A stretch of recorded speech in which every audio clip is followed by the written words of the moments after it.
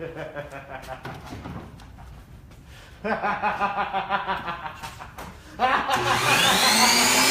Andrew!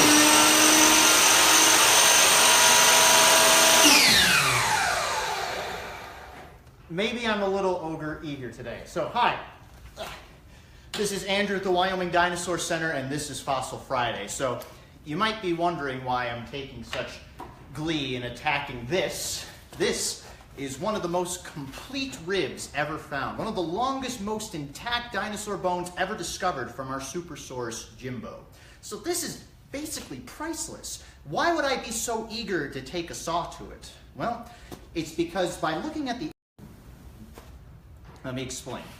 So, when we study dinosaur bones, basically we're getting the outside picture. We can learn a lot from the outsides, but that's not getting the whole story. And my example would be, how about these chocolate bars that I was going to eat later for an entirely unrelated purpose?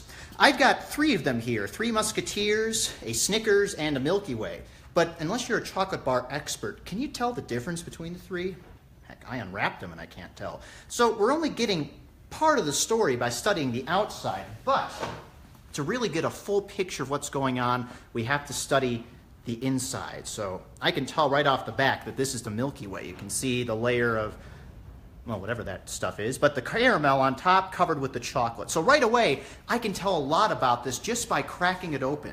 So what does this mean in terms of dinosaur discoveries? Well, as we're studying dinosaurs, one of the things that's becoming a lot more popular today is bone histology, the study of the interior of dinosaur bones, so we can attempt to understand more about the dinosaur's world. So what that means is, regrettably, cutting into the dinosaur bones themselves. Not cutting them up willy-nilly, but doing things called thin sections. Sections that are extremely thin that can be placed under a microscope so we can begin to understand the internal structure of the dinosaurs. It's literally an inside look into what their story is. And, well, that's actually today's Fossil Friday.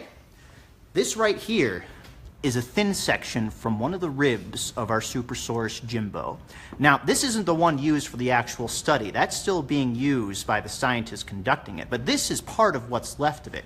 And you can see right off the bat, those very small little bits, those blood vessels would have flown.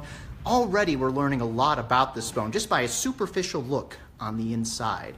So this is really remarkable. And yeah, it means cutting up priceless dinosaur bones, but it's for the benefit of science. With this single cut rib, we're not only going to learn more about our Supersaurus Jimbo, more about his life and maybe even his death, we're going to learn more about all the sauropod dinosaurs and what they have to tell us. So that's why it's good not to get too cut up about these things. It's just part of science.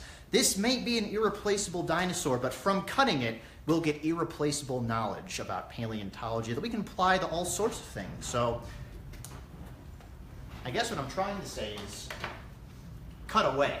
So this is Andrew at the Wyoming Dinosaur Center keeping your Friday fossiliferous.